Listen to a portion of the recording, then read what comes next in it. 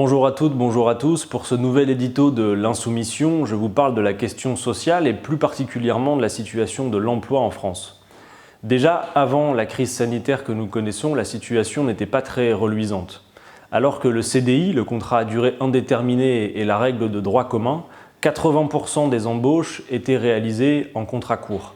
Des CDD, des contrats de parfois moins d'un mois, des fois même moins d'un jour, qui permettent d'afficher des statistiques du chômage qui s'améliorent, mais sans que la réalité sociale n'en soit profondément modifiée. Car en effet, si vous bénéficiez d'un contrat d'un jour, d'une semaine, d'un mois, vous sortez des statistiques du chômage, mais en réalité, à la fin de votre contrat, il n'est pas certain que vous ayez retrouvé un nouvel emploi. Cette situation, c'était avant la crise du Covid-19. Bien évidemment, le coronavirus est passé par là, le confinement et ses effets, et en cette rentrée, nous connaissons un véritable tsunami social, alors que plus de 800 000 jeunes viennent d'arriver après leurs études sur le marché de l'emploi. Bien sûr, avec la crise sanitaire, les effets du confinement, beaucoup d'entreprises, en particulier des PME, des TPE, sont en difficulté. Il faut donc les soutenir et pas mal de dispositifs qui ont été mis en place par l'État sont salutaires de ce point de vue. Je pense par exemple à la question du chômage partiel qu'il faut poursuivre. Mais derrière ces entreprises en difficulté dans la période de crise sanitaire que nous connaissons, nous voyons aussi désormais au grand jour ce que l'on peut appeler les profiteurs de crise. Je veux parler de ces grandes entreprises, ces grands groupes, qui souvent depuis des années se sont gavés d'argent public, des aides diverses de l'État, sans contrepartie sociale, sans contrepartie environnementale, et qui profitent de la situation de crise sanitaire pour procéder à des licenciements que bien souvent ils avaient planifiés avant la crise sanitaire, et procéder en quelque sorte à des dégraissages avec un seul objectif, disons-nous les choses, accroître les profits de leurs actionnaires. Vous avez donc pas mal d'entreprises dont vous entendez parler en cette rentrée qui sont concernées par ce genre de situation. On entend bien sûr parler de Bridgestone qui veut fermer son site de Béthune avec 863 emplois menacés, sans compter l'emploi indirect et les intérimaires. Vous entendez également parler d'Auchan, ce grand groupe qui a touché plus d'un demi-milliard de crédits d'impôt compétitivité emploi de la part de l'État depuis 2013, qui a à sa tête M. Gérard Mullier, 6e fortune de France, 26 milliards d'euros, et qui s'apprête malgré tout à supprimer 1500 emplois. Je pourrais aussi citer les Cargill, les Agfa, les Veralia, beaucoup d'autres entreprises dont vous retrouverez d'ailleurs la cartographie sur le site qu'a réalisé le syndicat CGT, stoplicenciement.fr. Vous avez une cartographie de tous ces plans de licenciement qui sont en cours sans que la motivation économique ne soit vérifiée.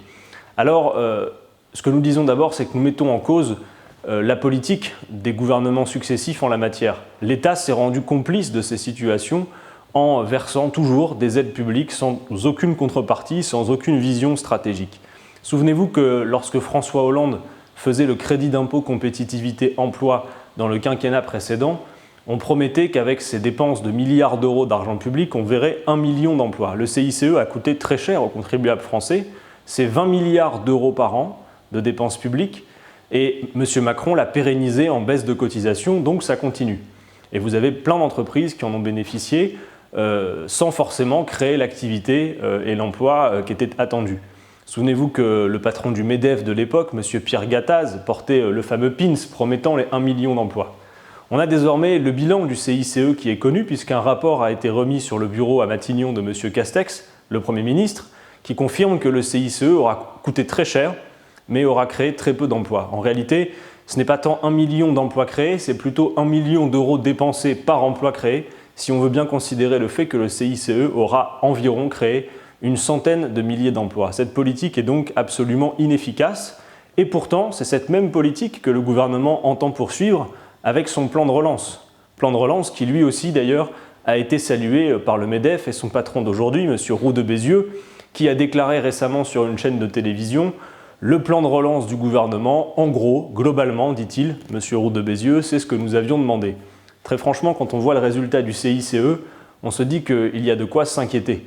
Puisque le plan de relance du gouvernement, ce sont 100 milliards de dépenses publiques qui vont encore être versés, catapultés aux entreprises sans contrepartie, ni écologique, ni sociale, sans vision stratégique et sans planification, cette fameuse planification que nous portons depuis longtemps avec la France insoumise et que nous attendons toujours de voir se vérifier au sommet de l'État.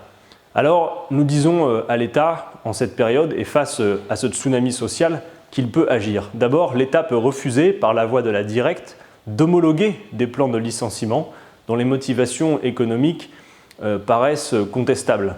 Il peut aussi décider par la loi d'exiger des contreparties aux aides versées aux entreprises, et il pourrait demander par exemple que les entreprises qui n'ont pas joué le jeu mais ont utilisé du crédit d'impôt compétitivité emploi ou d'autres aides publiques remboursent ces aides publiques. Nous pourrions le faire dans le cas de Bridgestone par exemple et réutiliser de l'argent public pour investir sur le site, puisque l'on sait que moyennant quelques investissements, on pourrait pérenniser l'emploi sur place.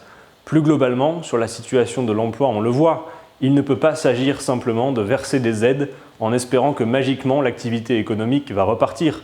Il faut planifier, il faut organiser, et la France Insoumise en cette rentrée propose essentiellement deux axes pour le plein emploi. D'abord, la diminution du temps de travail, dont nous savons qu'elle permet de créer de l'activité au moment où il y en manque. Travailler moins pour travailler mieux et travailler toutes et tous. Voilà ce que nous disons. Nous pourrions aller vers l'application réelle des 35 heures qui ne sont toujours pas appliquées dans ce pays et passer, pourquoi pas, à la semaine de 32 heures, par exemple avec le dispositif de la semaine de 4 jours. Nous pourrions imaginer avoir une 6e semaine de congés payés et réaffirmer le droit à la retraite dès 60 ans. Oh non, ce n'est pas une liste au Père Noël, c'est juste que la productivité dans ce pays a considérablement augmenté, mais que la richesse que vous produisez, la richesse que les Français produisent, car ce pays est riche, est très mal répartie. La France est un pays riche dans lequel se trouvent 10 millions de pauvres. Et ces 10 dernières années, les dividendes versés aux actionnaires ont augmenté de 70%, quand dans le même temps, l'investissement productif reculait de 5% et le salaire minimum, lui, n'augmentait que de 12%.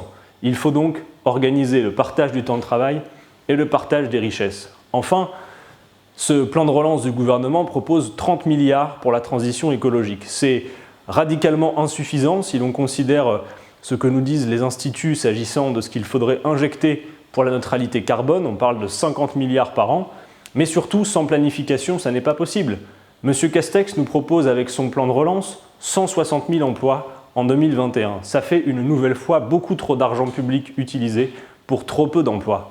Avec la planification écologique que nous proposons d'engager, nous pourrions créer massivement de l'emploi.